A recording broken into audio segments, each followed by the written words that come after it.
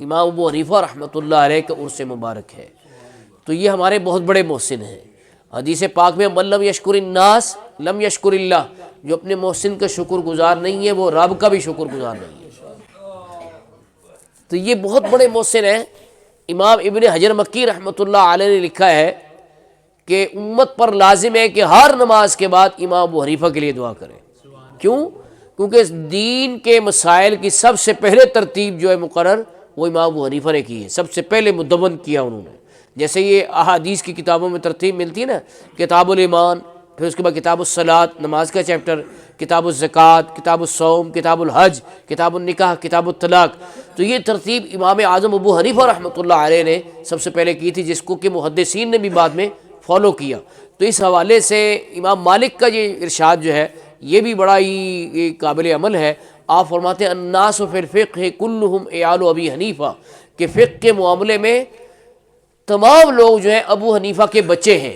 عیال بچوں کو کہتے ہیں نا، تو ایک اور ترجمہ اس کا یوں بھی کہ وہ ذرا بہتر ترجمہ لگتا ہے کہ فقہ کے معاملے میں سب لوگ امام ابو حنیفہ کے محتاج ہیں، کہ انہوں نے سب سے پہلے ابواب بندی کی اور اس میں دینی مسائل کو مرتب کر کے درج کیا، اور سب سے پہلے انہوں نے 70,000 مسائل کا خود حل آپ نے لکھوایا، 70,000، اور آپ کے شاگردوں نے بعد میں آپ کے اصولوں کی روشنی میں 10 لاکھ مسائل لکھوائے۔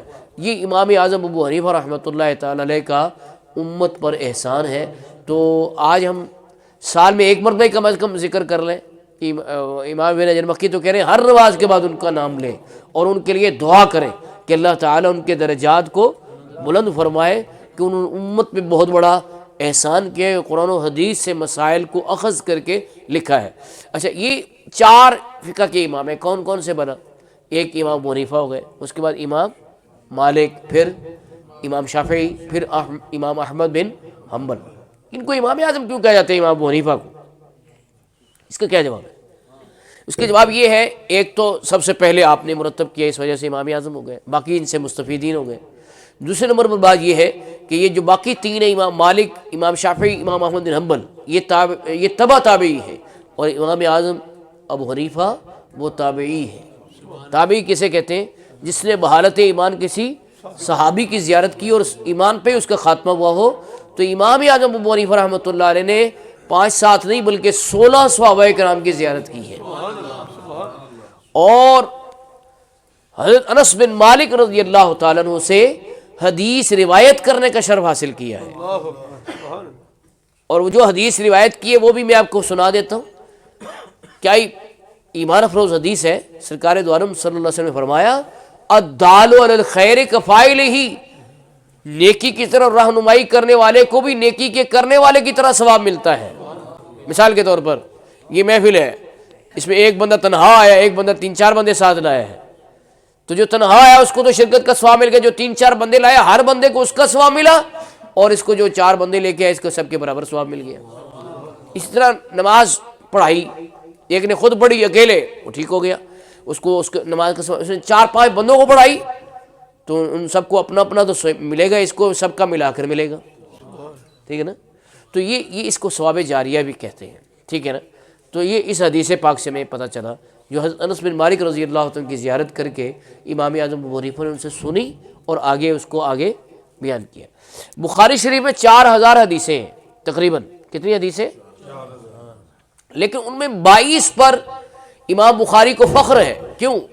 وہ 22 حدیثیں ایسی ہیں جن میں امام بخاری اور رسول اللہ صلی اللہ علیہ وسلم کے درمیان 3 واسطے ہیں، ان کو ٹرمینالوجی میں ثلاثیات کہتے ہیں، یعنی 3 واسطوں والی حدیثیں، کہ سند میں 3 لوگ آئے ہیں، اس میں امام بخاری فخر کر رہے ہیں، لیکن امام اعظم کا کتنا فخر ہے کہ وہ 1 واسطے سے حضور سے روایت کر رہے ہیں۔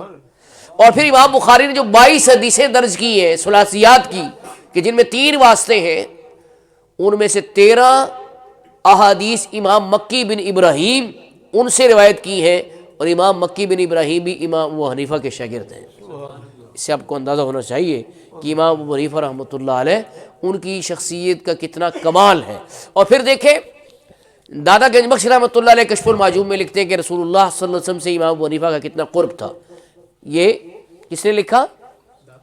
دادا صاحب نے۔ کون سی کتاب میں؟ بھائی دادا صاحب کی سبیل سے آپ نے دودھ پیا، دادا صاحب کا لنگر کھایا تو ان کی کتاب کا نام بھی یاد کر لینا. کیا کتاب کا نام ہے؟ کشف المحجوب. اس میں وہ لکھتے ہیں کہ یحییٰ بن معاذ رازی ان کو خواب میں سرکار کی زیارت ہوئی, دعا کرو ہمیں بھی ہو جائے.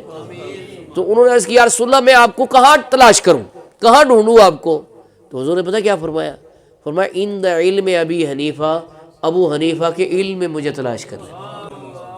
یعنی ابو حنیفہ کی جو تحقیقات ہیں وہ میرا ہی دین ہے, اس میں مجھے تلاش کرو. اور پھر حضور, اس کا مطلب یہ ہے کہ حضور کو علم ابو حنیفہ پر اعتماد ہے. اور علم ابو حنیفہ آپ کو کہاں ملے گا؟ وہ جناب آپ کو مسند امام اعظم میں ملے گا, جو آپ کی روایت کردہ حدیث پہ مشتمل ہے.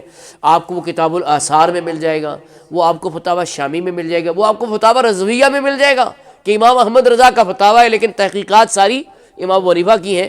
اور اگر وہ بھی نہ ملے تو آپ کو بہار شریعت میں ابو حنیفہ کا علم مل جائے گا کہ وہ بھی سارے اردو میں جو مسائل بیان کرتا ہے صدر الشریعہ رحمۃ اللہ علیہ کے, وہ سارے امام ابو حنیفہ کی تحقیقات ہیں. تو جناب عالی یہ علم ابو حنیفہ ہے. اور حضور کی علم ابو حنیفہ پہ کتنی نظر تھی کہ سرکار کی زیارت ہوئی حضرت امام ابو حنیفہ کو. آپ نے فرمایا ابو حنیفہ تو نے مجھ پہ درود پڑھنے میں سجدہ سہو واجب کر دیا. اب وہ مسئلہ سنیں, جو 4 رکعت والی نماز ہے فرض, اس میں درمیانی قاعدے میں کہاں تک پڑھتے ہیں؟ عبدو رسول تک پڑھتے ہیں نا. تو آگے اگر اللہم صلی علی محمد تک پڑھ لیں, صلی علی تک یاد آ گیا تو کھڑے ہو گئے تو سجدہ سہو نہیں ہے. لیکن اللہم صلی علی محمد ایک پوری عبارت بن جاتی ہے. تو چونکہ اگلا جو قیام ہے وہ فرض ہے, اس میں تاخیر ہونے کی بنیاد پر سجدہ سہو واجب ہوگا. تو اس وجہ سے حضور نے فرمایا ابو حنیفہ تم نے مجھ پہ درود پڑھنے پہ سجدہ سہو واجب کر دیا. تو آگے سے آپ نے کیا جواب عرض کیا؟ یا رسول اللہ میں نے درود پڑھنے پہ سجدہ سہو واجب نہیں کیا, میں نے اس لیے سجدہ سہو واجب ہونے کا فتویٰ دیا ہے کہ کوئی بھول کر درود آپ پر نہ پڑھے, یاد کر کے پڑھے, بھول کر درود نہ پڑھے. تو دیکھو امام ابو حنیفہ کی تحقیقات پر حضور صلی اللہ علیہ وسلم کی کتنی نگاہ تھی, اور حضور صلی اللہ علیہ وسلم کا ان پہ کتنا کرم تھا. داتا صاحب رحمۃ اللہ علیہ کشف المحجوب میں لکھتے ہیں کہ میں نے حضرت بلال کے مزار پہ خواب میں کیا دیکھتا ہوں کہ سرکار باب بنی شیبہ سے حرم شریف میں مکہ شریف میں تشریف لائے اور آپ نے ایک بوڑھے کو اٹھایا ہوا ہے. کہتے ہیں میرے دل میں یہ خواہش پیدا ہوئی کہ یہ کون خوش نصیب بوڑھا ہے جس کو حضور نے اپنے ہاتھوں پر اٹھایا ہوا ہے. تو جب یہ میرے دل میں خیال آیا تو حضور نے فرمایا اے علی اجمیری یہ تیرا اور تیرے ملک والوں کا امام ابو حنیفہ ہے. تو حضرت داتا گنج بخش کہتے ہیں کہ مجھے اس سے اپنے ملک والوں کے بارے میں بڑی امید پیدا ہوئی کہ حضور کی میرے ملک والوں پر بھی نگاہ ہے کہ ان کے بارے میں فرمائے کہ تمہارا اور تمہارے ملک والوں کا امام ابو حنیفہ ہے. اللہ اکبر. تو مفتی ہمیں آقا نعیمی صاحب کیا خوب کہتے ہیں, نہ کیوں کرے ناز اہل سنت کہ تم سے چمکا نصیب امت, سراج امت ملا جو تم سا امام اعظم ابو حنیفہ. آپ بھی کہہ لیں امام اعظم ابو حنیفہ, امام اعظم. دیکھیں جب اللہ والوں کا ذکر ہوتا ہے تو اللہ کی رحمت نازل ہوتی ہے. تو یہ اللہ کے ولی ہیں, حضور کے مقرب ہیں, تو اس وجہ سے آپ سب مل کے پڑھیں امام اعظم ابو حنیفہ, امام اعظم, امام اعظم ابو حنیفہ, امام اعظم. اور بارگاہ رسالت میں قرب کی بات ہو رہی تو میں آپ کو یہ بتاؤں کہ جناب تذکرۃ الاولیاء میں شیخ فرید الدین اتار نے لکھا ہے. کون سی کتاب ہے؟ امام اعظم ابو حنیفہ کا ذکر اولیاء میں. یعنی ہم نے تو سنا تھا کہ عالم بہت بڑے ہیں, محقق ہیں, مصنف ہیں, فقیہ ہیں, استاد العلماء ہیں, لیکن تذکرۃ الاولیاء والے ان کو اولیاء میں ذکر کر رہے ہیں. کیوں نہ ولی ہو؟ 40 سال عشاء کے وضو سے فجر کی نماز پڑھی, یہ رات کو سوئے نہیں.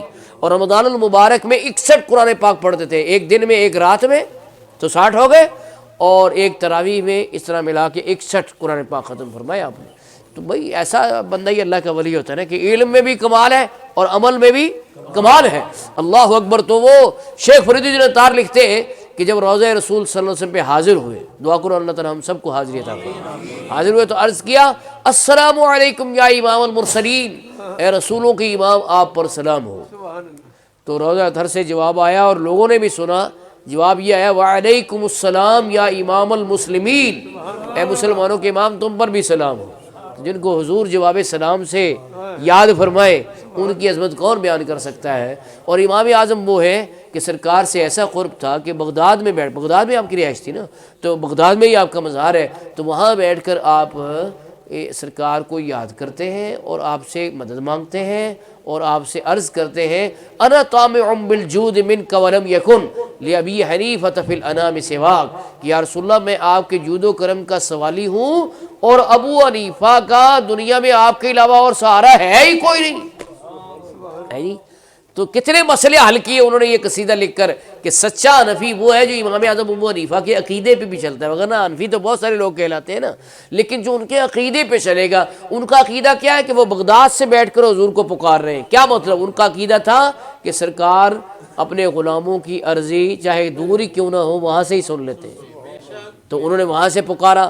اچھا دوسری بات کیا کہ ان کا یہ عقیدہ تھا کہ حضور حیات ہیں، ان کا یہ عقیدہ تھا کہ حضور سنتے ہیں، ان کا یہ عقیدہ تھا کہ حضور مدد فرماتے ہیں۔ آج لوگ اسی پر پھنسے ہوئے ہیں کہ یا رسول اللہ کہنا چاہیے کہ نہیں کہنا چاہیے۔ امام اعظم ابو حنیفہ نے تو اس سے اگلی بات کی کہ حضور کو مخاطب کر کے آپ سے مدد مانگ رہے ہیں۔ اسی بات کا ترجمہ کیا مولانا ظفر الدین بہاری رحمۃ اللہ علیہ نے، وہ کہتے ہیں میں ہری سے بخشش حضرت ہوں جب کہ نہیں ابو حنیفہ کا کوئی یاور محمد کے سوا۔ یاور کہتے ہیں مددگار کو، تو کہتے ہیں کہ میرا کوئی مددگار نہیں ہے آپ کے علاوہ، رسول اللہ صلی اللہ علیہ وسلم کے علاوہ، یعنی وہ حضور کو اپنا مددگار قرار دے رہے ہیں۔ کون؟ امام اعظم ابو حنیفہ رحمۃ اللہ تعالی علیہ۔ ان کے فضائل و محامد بے شمار ہیں، ہم نے کچھ عرض کیے تاکہ آپ خود بھی یاد کریں اور نئی نسل کو بھی بتائیں کہ امام اعظم ابو حنیفہ رحمۃ اللہ علیہ انہوں نے کتنی محنت فرمائی ہے اور ہم پہ کتنا احسان کیا ہے، اور امت کے لیے مسائل دینیہ کو مرتب کیا ہے قرآن و حدیث سے اخذ کر کے۔ اچھا ان کی کچھ ذکاوت اور ذہانت کی بات بھی سن لیں۔ ایک مرتبہ لوگ آئے ان کے پاس اور کہا کہ آپ نے فتویٰ دیا ہے کہ امام کے پیچھے سورۃ فاتحہ نہیں پڑھنی چاہیے، یہی فتویٰ ہے نا کہ امام کے پیچھے خاموش رہنا چاہیے اور قرات کو سننا چاہیے۔ تو حدیث میں لا صلاۃ الا بفاتحۃ الکتاب کہ فاتحہ کے بغیر نماز ہی نہیں ہوتی، تو آپ نے یہ کیا فتویٰ دے دیا؟ اب میں دیکھو بھائی میں آپ کے سوالات کا جواب دیتا ہوں، لیکن اتنے سارے لوگ اکٹھے ہی بول رہے ہیں تو میں کس کا اس بات سنوں، کس کی نہ سنوں، اور کس کو جواب دوں کس کو نہ دوں؟ تو ایسا کرو اپنے میں سے جو علم والا ہے اور سمجھدار ہے اس کو اپنا نمائندہ بناؤ، وہ مجھ سے بات کرے میں اس کو جواب دوں گا۔ اچھا چلو ٹھیک ہے، مشورہ کر کے بتاتے ہیں۔ مشورہ کیا انہوں نے، ایک بندہ میں یہ ہم سے زیادہ علم والا ہے اور زیادہ عمل والا ہے، یہ آپ سے گفتگو کرے گا۔ فرمایا کہ بھائی یہ اگر مان لے تم مان لو گے؟ ہاں۔ اس کی بات تمہاری بات ہے؟ ہاں۔ مسئلہ تو حل ہو گیا۔ وہ کیسے؟ کہا ہم بھی تو امام یہی مقرر کرتے ہیں نا کہ وہ ہم میں سے بہتر ہوتا ہے علم میں بھی عمل میں بھی، اس کو ہم اپنا نمائندہ بنا دیتے ہیں، وہ اللہ کی بارگاہ ہماری طرف سے عرض کرتا ہے، اس کی بات ہماری بات ہوتی ہے۔ بھائی کمال ہے۔ اس کے بعد آپ نے حدیث سنائی کہ تم نے ایک حدیث تو پڑھ لی ہے لا صلاۃ الا بفاتحۃ الکتاب کہ فاتحہ کے بغیر نماز نہیں ہوتی، تو کیا یہ حدیث تم نے نہیں پڑھی؟ قراءۃ الامام قراءۃ اللہ، امام کی قراءت مقتدی کی قراءت ہے، تو ہم تو اس حدیث پہ عمل کرتے ہیں۔ تو ہم نے مثال سے بھی سمجھا دیا اور حدیث بھی سنا دی، وہ لوگ مطمئن ہو گئے سارے۔ تو یہ آپ کی ایک پورا مستقل موضوع ہے کہ امام اعظم ابو حنیفہ رحمۃ اللہ علیہ کتنی حکمت عملی سے لوگوں کو سمجھا دیتے تھے اور کتنی جلدی مسئلہ حل کر دیتے تھے ایک دفعہ۔ اب دیکھو اس سے آپ ذرا تھوڑا فریش بھی ہو جائیں گے۔ وہ بات کیا ہے، ایک شخص کی دو بیویاں تھیں، گھر آیا تو دیکھا جو اوپر والی ہے وہ اوپر کھڑے ہو کے نیچے والے سے لڑ رہی ہے، اس کو بڑا غصہ آیا، انہوں نے کہا میں تمہارے پاس اوپر آیا تمہیں طلاق، میں تمہارے پاس نیچے آیا تمہیں طلاق۔ اب جب غصہ ٹھنڈا ہوا تو کہنے لگا ہے اب تو میرا گھر میں داخلہ ہی بند ہو گیا، اوپر جاتا ہوں تو اوپر والی کو طلاق پڑ جاتی ہے، نیچے جاتا ہوں تو نیچے والی کو طلاق پڑ جاتی ہے، اب کیا مسئلہ حل ہوگا؟ علماء کے پاس گیا، گھر میں داخل نہ ہوا، میں داخل ہوگا تو قسم کہا بیٹھا کہ میں طلاق ہے اگر ان کے پاس گیا تو اب علماء کے پاس گیا، انہوں نے کہا بھائی طلاق تو پڑ گئی، جب جاؤ گے جیسے ہی جاؤ گے اپنی بیوی کے پاس تمہیں طلاق پڑ جائے گی، تم نے قسم اٹھا لی ہے۔ تو کسی نے کہا امام ابو حنیفہ کے پاس جاؤ، ممکن ہے وہ کوئی مسئلہ حل کر لے۔ تو امام ابو حنیفہ کے پاس گئے تو کہا جی یہ میرا مسئلہ ہے، بہت سے علماء کے پاس گیا ہوں تو وہ نہیں حل کر سکے، تو آپ اس کو حل کریں۔ بہت آسان ہے، انہوں نے کہا جلدی بتائیں۔ انہوں نے کہا ایسا کرو جو اوپر رہتی ہے اسے نیچے منزل میں شفٹ کر دو، جو نیچے رہتی ہے اوپر شفٹ کر دو۔ تم نے قسم کھائی کہ اوپر اس کے پاس گئے تو پھر طلاق ہے، تو وہ جب ان کی منزلیں ہی بدل جائیں گی تو تمہاری قسم ہی نہیں ہوگی۔ انہوں نے کہا مسئلہ اتنا آسان تھا، میں ایسے ہی پھرتا رہا۔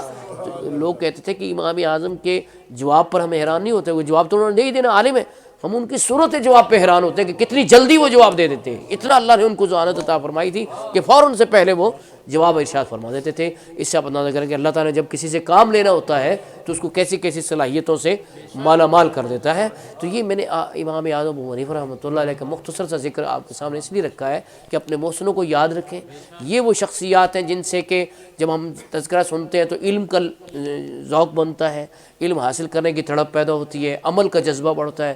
تو یہ ان کے حالات کے اندر اللہ تعالیٰ نے یہ برکت رکھی ہے کہ آج 1400 سال بعد بھی ہم ان کو یاد کر رہے ہیں۔ بغداد شریف میں ان کا مزار ہے، تو شیخ صاحب نے وہاں حاضری دی ہوگی، اللہ تعالیٰ کرے ہماری بھی حاضری ہو جائے، لیکن آپ ان کو یہیں سے پکاریں اور کہیں خبر لو اے دستگیر امت ہے سالک بے خبر پہ شدت، تمہارا ہو کر پھرے بھٹکتا امام اعظم ابو حنیفہ، امام اعظم ابو حنیفہ، امام اعظم۔ امام اعظم ابو حنیفہ رحمۃ اللہ علیہ کی شخصیت سے آگاہ کرنا کتنا ضروری ہے۔ یہ پاکستان میں سب سے پہلے عرس امام اعظم کا اجرا فیصل آباد میں محدث اعظم پاکستان مولانا محمد سردار احمد رحمۃ اللہ تعالیٰ نے فرمایا تھا، اور بڑے عالی شان عرس دھوبی گھاٹ گراؤنڈ میں ہوا کرتا تھا، اتنی دنیا وہاں آتی تھی ہزاروں کے حساب سے۔ تو اتفاق ایسا ہوا کہ 2 شعبان المعظم حضرت امام اعظم ابو حنیفہ کا یوم مثال ہے، تو 1 شعبان المعظم کو محدث اعظم پاکستان رحمۃ اللہ علیہ کا عرس مبارک ہے۔ تو اب یہ اکٹھا ہی عرس وہاں پہ ہوتا ہے، عرس امام اعظم و محدث اعظم۔ کبھی آپ شرکت کریں، بڑا لطف آئے گا۔ اور کبھی وہ مسجد دیکھیں جو محدث اعظم پاکستان نے بنائی، کسی نے دیکھی ہے جنگ بازار میں؟ ہاں آپ نے دیکھی، آپ نے تو دیکھی ہے، اور کوئی ہے بنا دیکھنے والی مسجد ہے کہ یہ جو بادشاہی مسجد ہے یہ بادشاہ نے بنائی ہے، منار پاکستان ہے گورنمنٹ نے بنایا، لیکن وہ فرمایا کہ دنیا دیکھے گی ایک اللہ کے بندے نے مسجد بنوائی، تو دونوں مناروں کا جو ہائٹ ہے 211 فٹ ہے۔ کتنے فٹ ہے؟ 211 فٹ دونوں میناروں کی ہائٹ ہے، اور یہ اللہ کے ایک بندے نے بنوائی یہ مسجد، اتنی عالی شان کہ مینار اس لیے بلند بنائے کہ شہر میں سب طرف سے نظر آئے۔ اللہ کا گھر ایسا ہی عالی شان ہونا چاہیے کہ پورے شہر سے نظر، اب جو بھی چھت پہ چڑھتا ہے اس کو نظر آ جاتا ہے کہ محدث اعظم کی بنائی ہوئی مسجد سنی رضوی جامع مسجد، اور اس کے ساتھ ہی اب آپ کا مزار ہے، اور اس کے ساتھ ہی وہ دارالحدیث ہے جہاں آپ عمر بھر حدیث پڑھاتے رہے۔ اور حدیث پڑھانے سے اتنی محبت تھی کہ جناب آپ فرماتے کہ لوگ بیمار ہوتے ہیں وہ دوائی کھاتے ہیں تو ٹھیک ہوتے ہیں، میں بیمار ہوتا ہوں میں حدیث پڑھا کے ٹھیک ہو جاتا ہوں۔ یعنی ایسی سرکار کے ذکر سے ان کو محبت تھی۔ ایک مرتبہ بیمار تھے تو قصیدہ بردہ شریف پڑھا جا رہا تھا آپ کے قریب، تو جب وہ خاموش ہوئے تو آپ نے فرمایا کہ طبیب کے علاج سے اتنا فائدہ معلوم نہیں ہوتا جتنا ذکر حبیب سے۔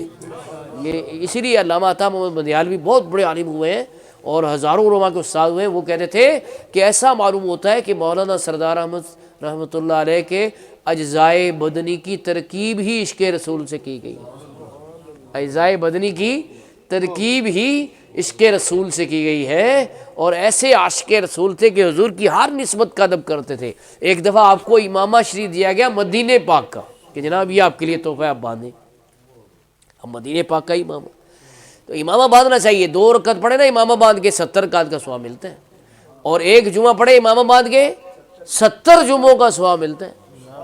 یہ امامہ شریف کی شان ہے۔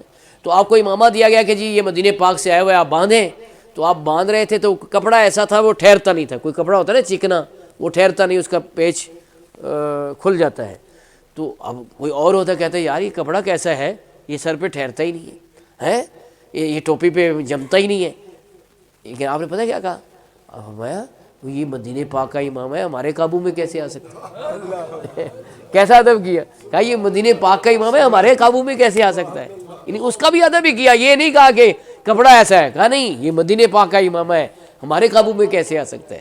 یعنی قابو میں نہیں آ رہا، اس کے پیج نہیں، کیسا مطلب عشق رسول کا اظہار ہے۔ جو سنتا ہے حیران ہو جاتا ہے کہ اتنی محبت سرکار کے شہر مبارک سے، اور اتنی محبت حضور کی ہر نسبت والی چیز سے۔ یہ ایک مستقل موضوع میں نے کتاب لکھی ہے حیات محدث اعظم، 464 صفحے میں جامعہ نظامیہ رضویہ سے چھپی ہے، وہ آپ نیٹ سے ڈاؤن لوڈ کر سکتے ہیں، وہ ڈاؤن لوڈ کر کے پڑھیں کہ اللہ کا ایک بندہ یہاں ہوا ہے جسے محدث اعظم پاکستان کہا گیا ہے۔